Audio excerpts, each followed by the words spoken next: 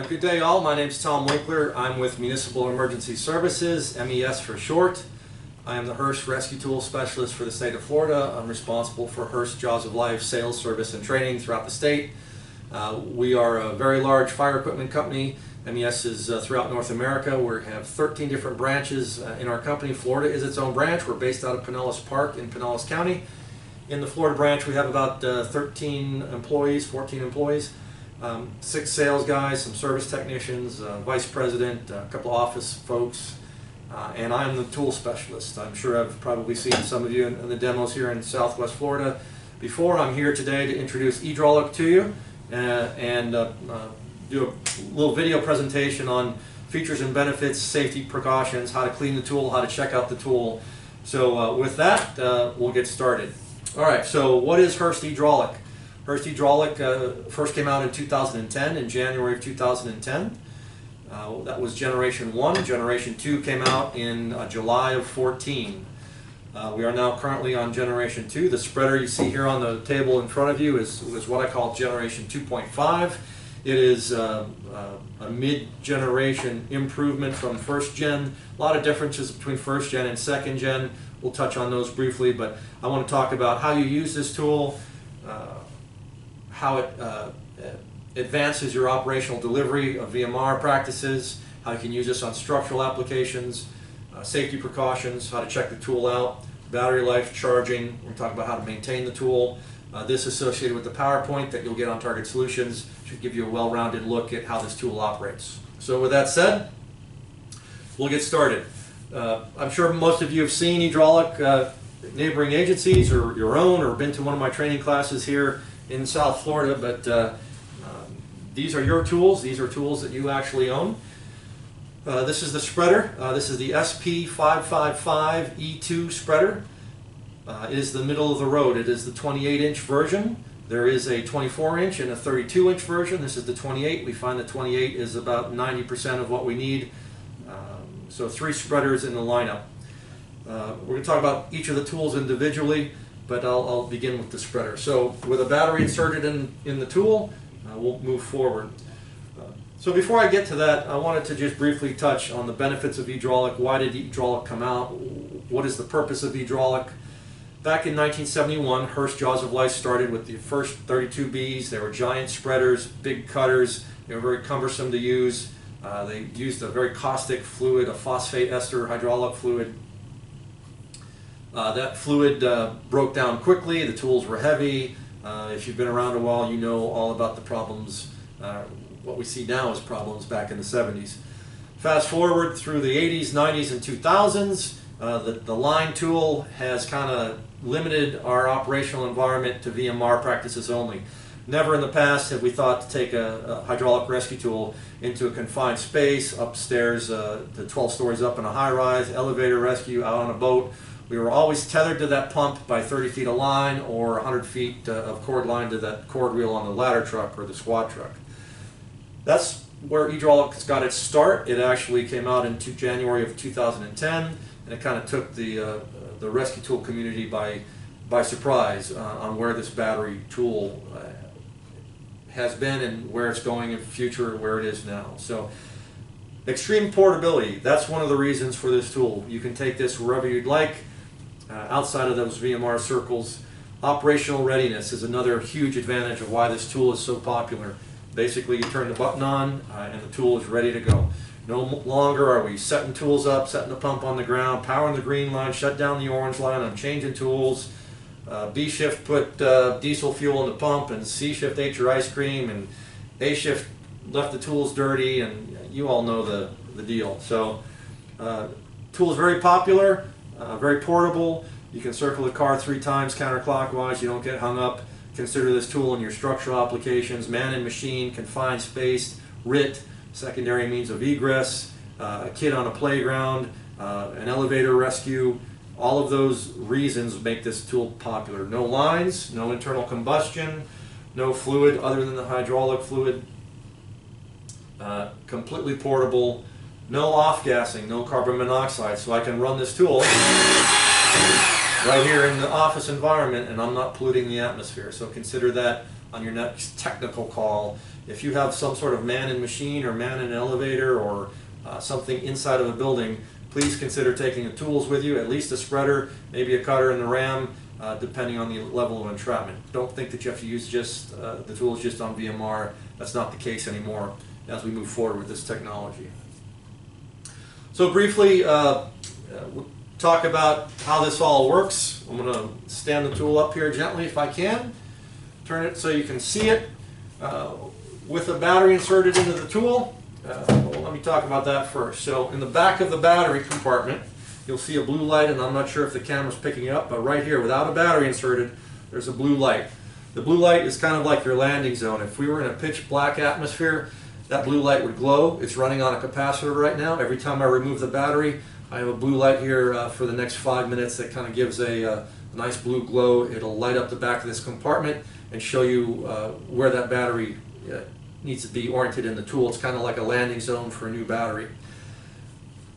With some more features here in the battery tray, I'm going to flip it over this way, and again, I'm not sure if the camera's picking it up.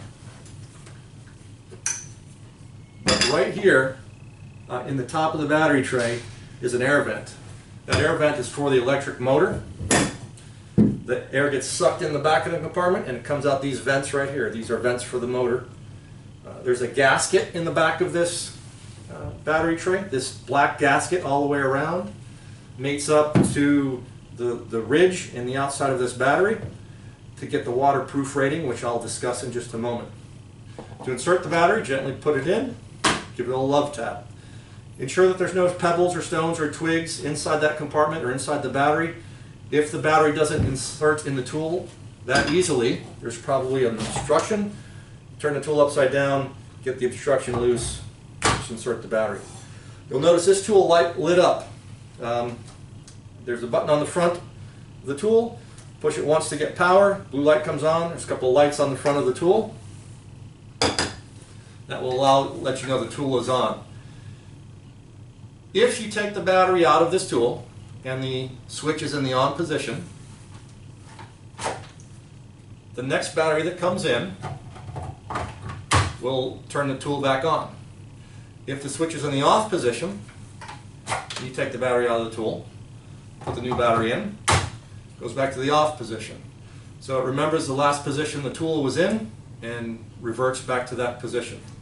Now with the tool in the on position, this tool is live, it's ready to go. So be careful of accidental contact with this with the tool lit up, because you could have this implement move when you're not expecting it while the tool's lined up. Consider this, the pump is running, the engine's running, the pressure's out to the lines, and the tools are ready to go. We are live at this point. Now in about 15 minutes this turns itself off. To get the tool to come back on, all you have to do is hit that button twice and it will come back on. It times out on its own. When it times out, the switch is actually in mechanically on position, but electronically the electronics turn it off in the tool. So to turn it back on after it's timed out, you actually hit the button once, which puts the button in the mechanically off position. And then you hit the button again, it puts the button in the mechanically on position, and the tool lights up and it's ready to go. And all tools have the same functionality. All tools, combi tool spreader, ram, cutter, they all use the same batteries, the same charger, the same cord adapter. The functionality of the motor is exactly the same. All right, so with the tool in the on position, I'm going to show you what a morning check looks like. Briefly, you're going to operate the dead man control. You'll notice the dead man control here is accessible by all positions in your hand. It's not a motorcycle grip on the back side here. You actually have the blue case is structural, so if you need to put some body English on this tool, if you want to pinch that door and pull it, you can slide your hand off the dead man control onto the blue structure. Put your other hand here and you can actually put some body weight into this tool without worrying about whether or not my hand's actually on the actuator. So when the tool's lit up, you're going to make sure the headlights are on the front of the tool. You're going to go through a cycle test. Now while I'm operating the tool, I'm going to stop speaking so that my voice doesn't get drowned out. We're going to go through a full cycle test. I'm going to go all the way open. I'm going to continue to deadhead that tool, and you're going to hear the relief valve. The relief valve sounds like an oscillating sound, and you'll hear it in just a moment. after I open the tool and deadhead it in the open direction. I'm going to close the tool and deadhead it in the closed direction. I'm going to open it back up, and basically I have completed one cycle. So here's what it looks like for your morning check.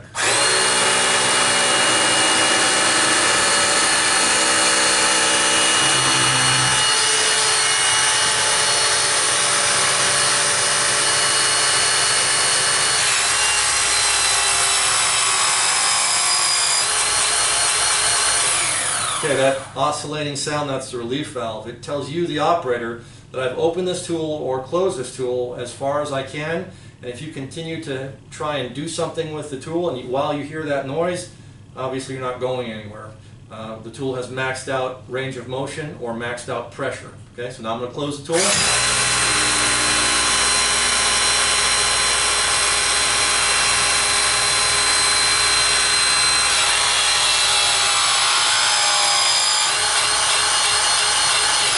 And the relief valve in the closed direction. Now I've squeezed this tool completely. It's very tight up here, obviously. When I open the spreader, you're going to hear a chirp. The chirp is the dual pilot check valve it's releasing. The chirp only occurs after full deadhead on the spreader in the closed direction. You hear the chirp. It's a normal sound. That chirp is normal.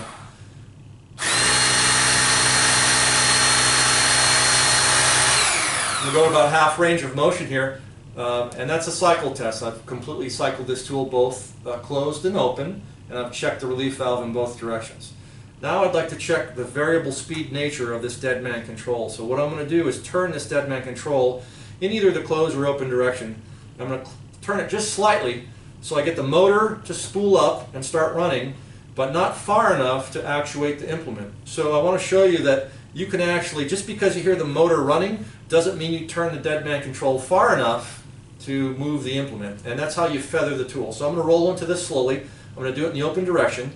And as I roll into this range of motion on dead man control, you'll hear the motor spool up, but nothing happens up here. And I'm going to turn it just a little bit further. And when I do that, you'll see that the spreader start to open very slowly. And I'm going to turn it a little bit further, and you'll go full speed on the spreader. So this is what it looks like.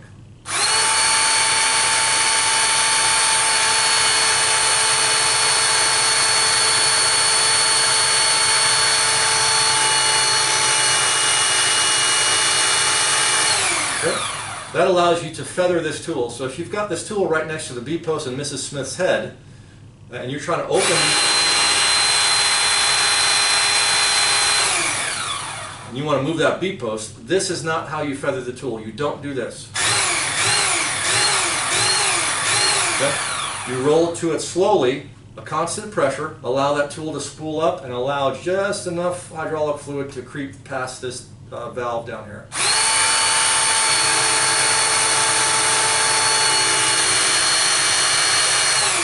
Check it in the closed direction as well.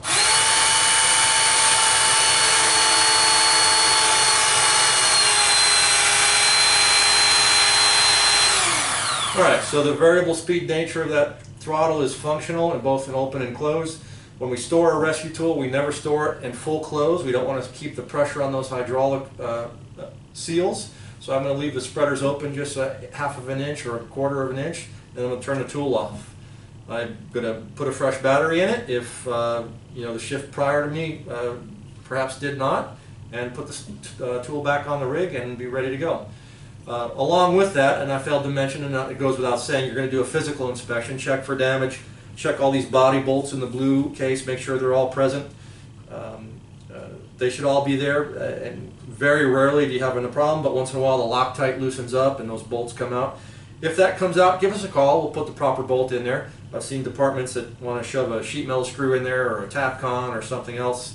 Please let us install these bolts the way it's supposed to be. On the spreaders and the combi tool, there's a Picatinny rail here. So if you have a device that mounts Picatinny, for example, a Streamlight flashlight, I use this for my training videos. I put the GoPro right there, whatever you'd like to mount right on that Picatinny rail. Now when you're spreading with a tool, you want to ensure that you stay off the aluminum arms. Obviously the dark colored materials are hardened steel. We don't like to see any part of the car or the building or the dumpster or whatever get up on the aluminum arms. The tips only.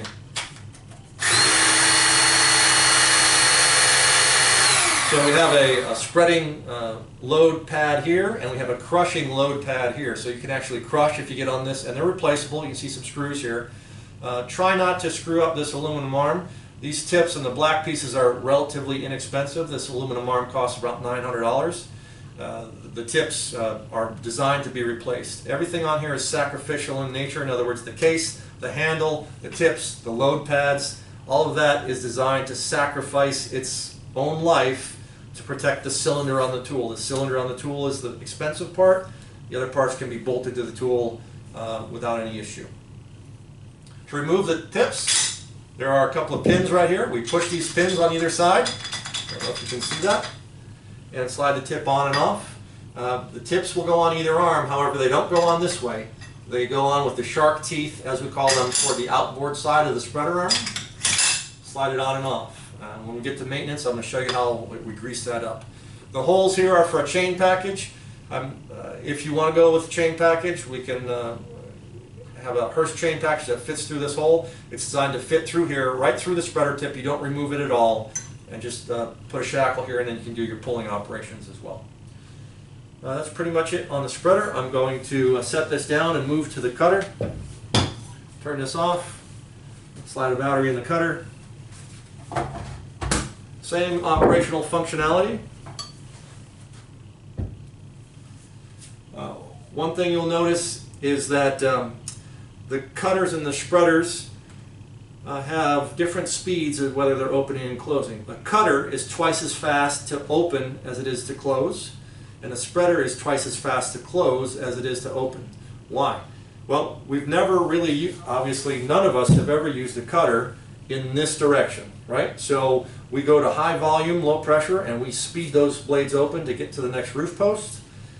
We come together in a controlled fashion so you can modulate that cut and feather the tool around the patients or perhaps some obstacles. So when you're operating the tool, you'll see that the cutters open quicker and the spreaders close quicker.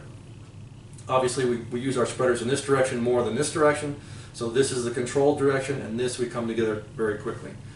Cutters, same operational functionality.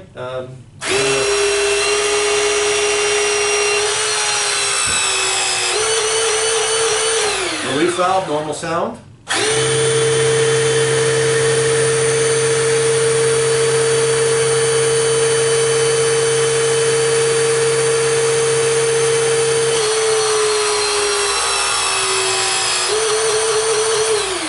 Relief valve, normal sound. If you're cutting something and you hear that oscillating sound, obviously you've either closed the cutter blades or you've got up against something that it just won't cut, which is unlikely the case. When you store the cutters, I like to store them in this fashion, just to where those tips overlap one another, so it kind of creates a pear shape. If I store them in the compartment like this, you know, stuff gets in behind in there. If I store the blades in this fashion, if I store the blades in this fashion, now the blades are sticking out and that could hurt someone or damage something in the compartment. So that's where you store the blades, turn the button off, and good to go. I didn't make mention, but on the spreader and on the cutter and on the combi tool, there's a metal bar here. This metal bar is a structural hoist, so if you're on the top of a building or an elevator shaft, you need to hoist this. Tag off here, right here, and allow this tool to rise, hoist it vertically. And it's got a very slim profile when you hoist it vertically rather than tagging off to the handle and hoisting it this way. In addition to a hoist spot, this is also a structural point for a shoulder strap. We have shoulder straps available. You can use your own shoulder strap.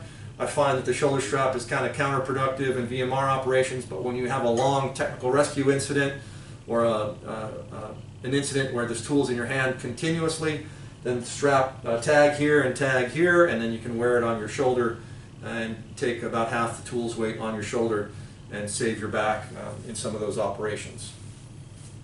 Okay. We're going to go over the combi tool next. Let me move this off the table.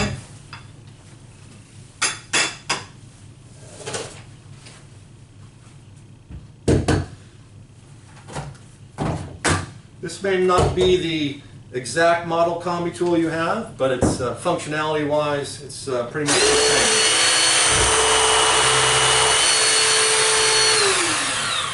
So combi tools, the main difference between combi tools are straight blade cutters versus the hook blade cutters. When we have a straight blade cutter and we get up on a round post, typically that cutter or that combi tool wants to come back at us as we try and cut the post. So oftentimes combi tools, it's a two-step process. If I were to crush this roof post first with the spreader tips, make it look like a trapezoid, do what I call a profile change the profile of that B-post, put flat sides on either side of that B-post, then when I come together with this straight blade cutter and grab that post, it won't back out at me. Very much like imagine trying to cut a pencil with a pair of trauma shears, a round pencil. Those trauma shears want to come back at the user. So if you can crush a post first, make it look like a trapezoid, then make your cut. I did want to show you these removable tips. The tips are removable. The pins are captured pins, so you can't lose the pin. You can lose the whole tip, but you can't lose the pin out of the tip. Why is this important? Well, one of the drawbacks to combi tools historically has been the blades, as the blades come together in a cutting motion, the big fat tips on here get in the way and we can't make a clean cut through a hinge. But on this combi tool, remove the tips.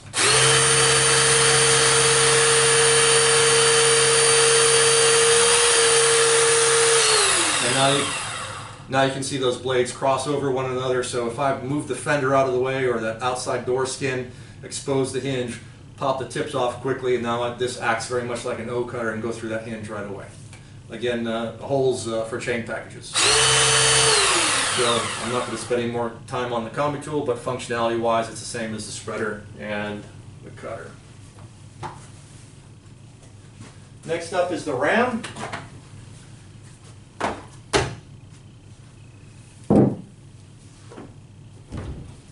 So the ram uses the same battery. The case is a little bit different. This particular ram is a two-section, 53-inch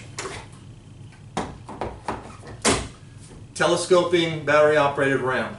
So it shrinks down to 23 inches and it goes out to 53. Very functional for getting in a short spot and moving it all the way out. Two-piston ram, and they both come out the piston side.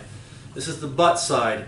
Whenever we put a ram in place, we always want the butt of the ram to be near the support, and we don't want a traveling ram body. So we want the piston to be traveling. We want the butt of the ram onto that ram support or the base of that B-pillar or wherever you're pushing, and let the piston do the work.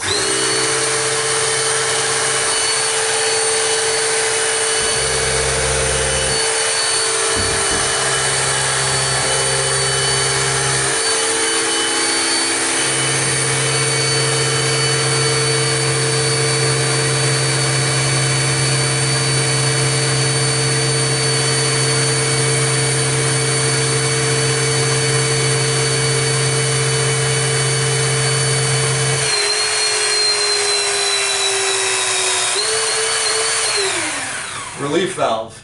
Now as this piston comes out of the ram body, it changes the orientation of the weight. So if you're checking the tool out in the morning on the tailboard of the truck or on an elevated platform, if you don't hang on to this butt, it will fall off the table. Had a guy break a toe as this thing fell off, and the pointed end of this ram support actually got him right on the top of the boot. So hang on to the ram. It's best if you take it out of the mount, lay it on the bay floor and check it out there. Now these ends will swivel, both ends swivel. Very aggressive, very sharp, high strength steel ram butt ends. 53-inch ram push, two lights over here, one single light here, right back in.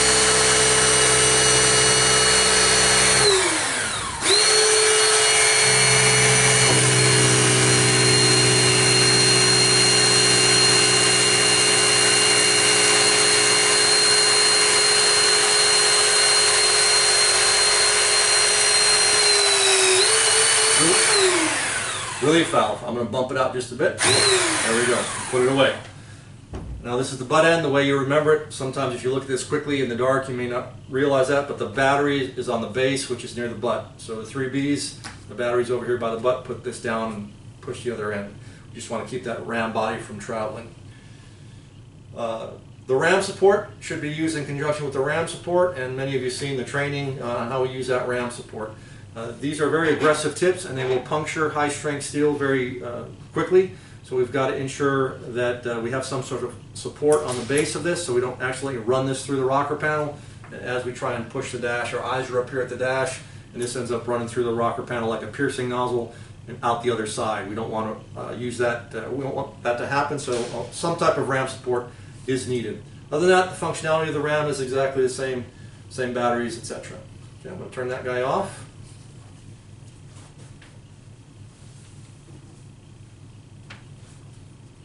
I'm going to talk about how to maintain these tools. So, these tools have a limited lifetime warranty, and if you maintain the tools properly, they will serve you very well for many years to come.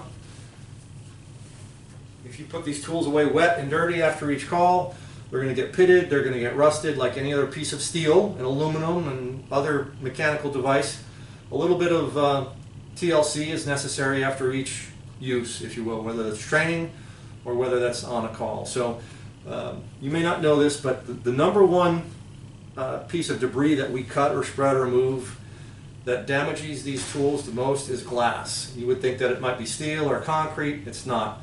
The glass shards from laminated and tempered glass lays up here in the yoke on the cutter. It lays up here in the joints on the spreader.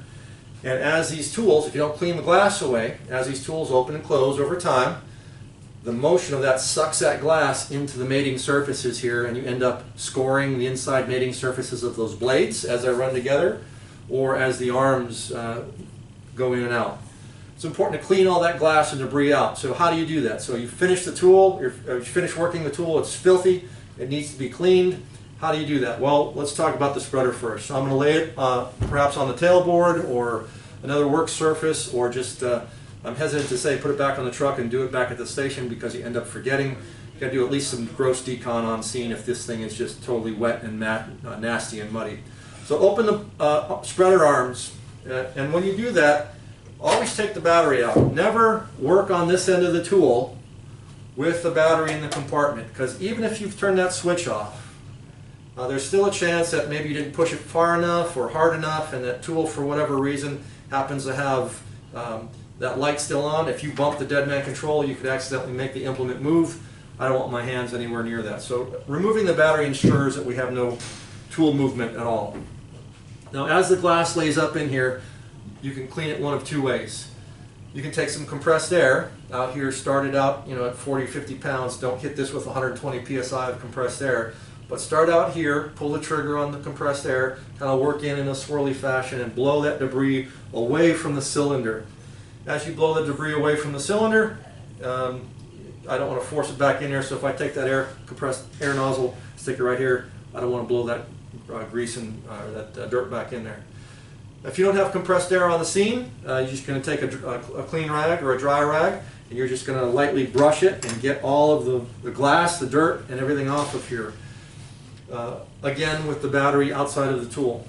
Remembering that cutters and spreaders have a top side and a bottom side. I've seen folks do a really nice job cleaning the top of the spreader, but you turn it over and the bottom of the spreader looks like it hasn't ever been touched. So different orientations of the arm as well would be appropriate. So if I open this about 8 inches like it is now, 10 inches, clean it, and then I want to open it all the way again, because as I open the implement all the way, different areas of that implement are available for me to clean and get the debris gone.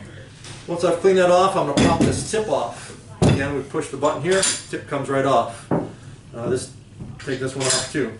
The tolerances in this slide channel are very tight with the aluminum arm. We have two dissimilar metals, and anytime we have dissimilar metals, we have the possibility of electrolysis occurring. So we're going to clean this very well with that same dry rag. Just clean all of this tip as best we can. Make sure these buttons on either side are functioning.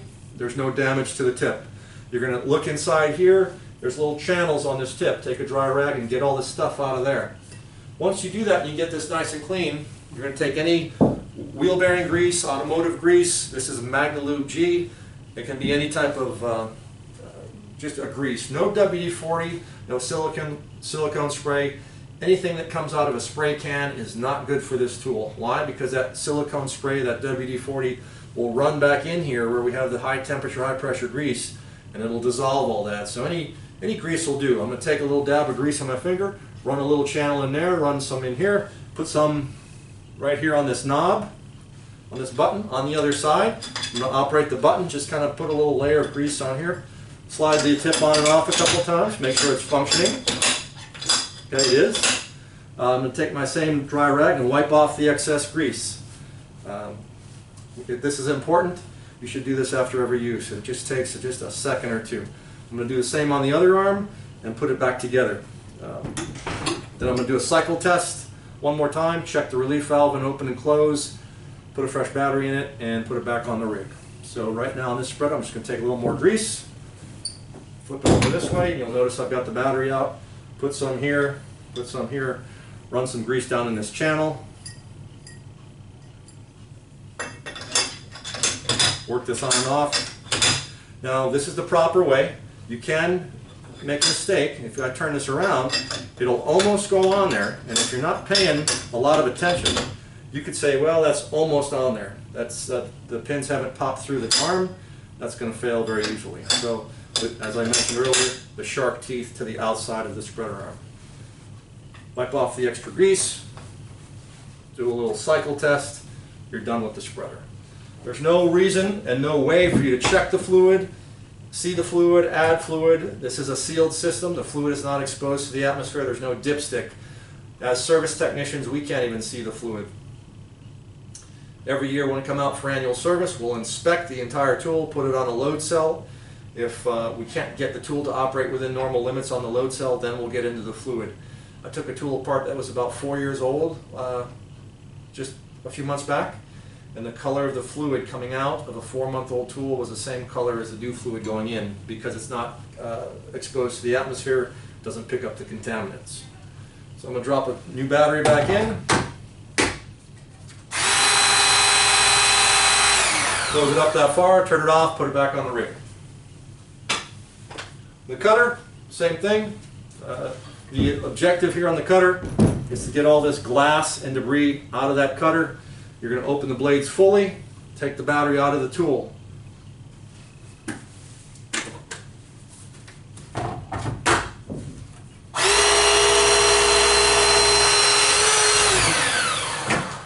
Take a rag, get up in here, get all that glass and debris and dirt. Remembering, obviously, the cutter has a top side and a bottom side. Do both on that cutter. When you're finished, got it nice and clean, I'd like you to close the blades, please.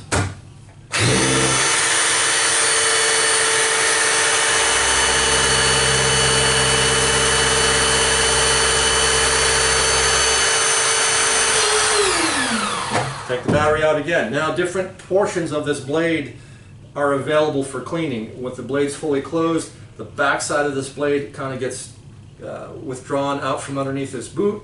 Again, take your rag with a gloved hand so you don't get debris on you, and get all that nice and clean. Once you have the blades clean, open it back up, take the blade out. Take a little bit of grease, same grease. You're going to just put a little grease here, a little grease here. You're just going to take your hand, don't worry about getting dirty.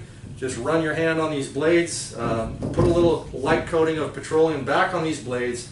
What that will do for you is protect the blades from that initial patina. We live a very, obviously, you guys are near the coastline. We have salt environment, we have high humidity. These blades should always look this color. If you allow the blades to start to rust and pit,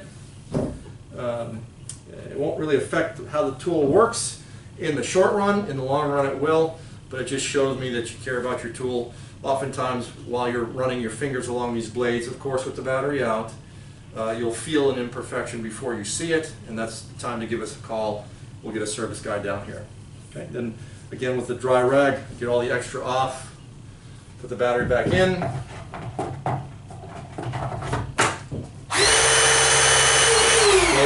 Close the blades up right there, do a cycle test first, check the relief valve in both directions, inspect for physical damage, check the body bolts, put a fresh battery in, put it back on the rig. It doesn't hurt on this rubber boot to take that same rag now that's kind of impregnated with some grease, and take that rag and put a little bit of grease on these rubber boots.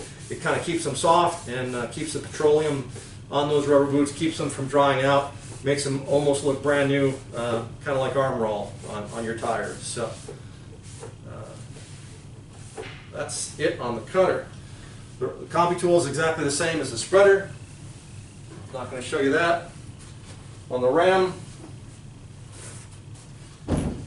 pretty simple. You don't have to use any grease on the ram.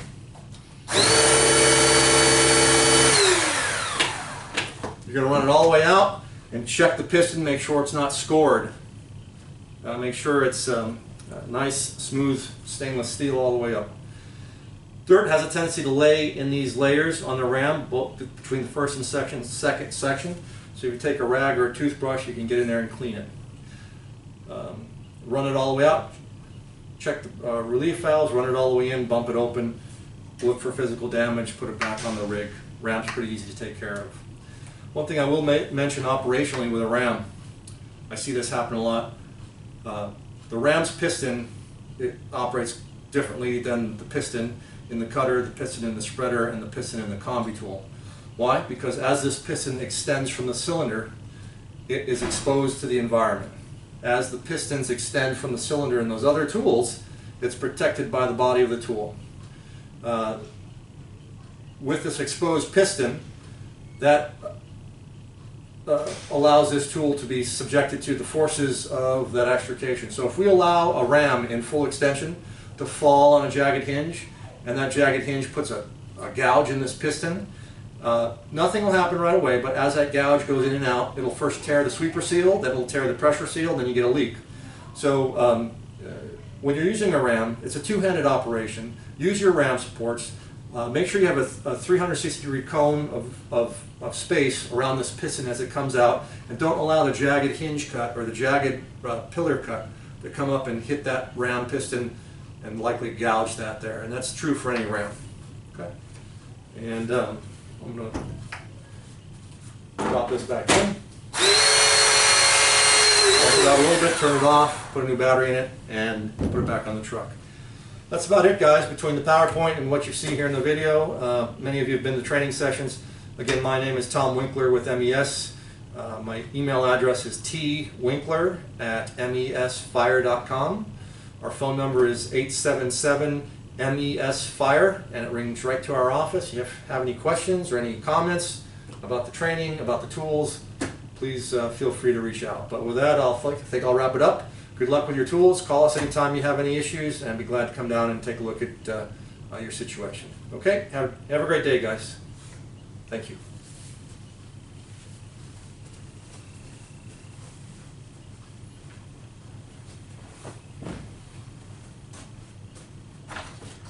I'm all finished.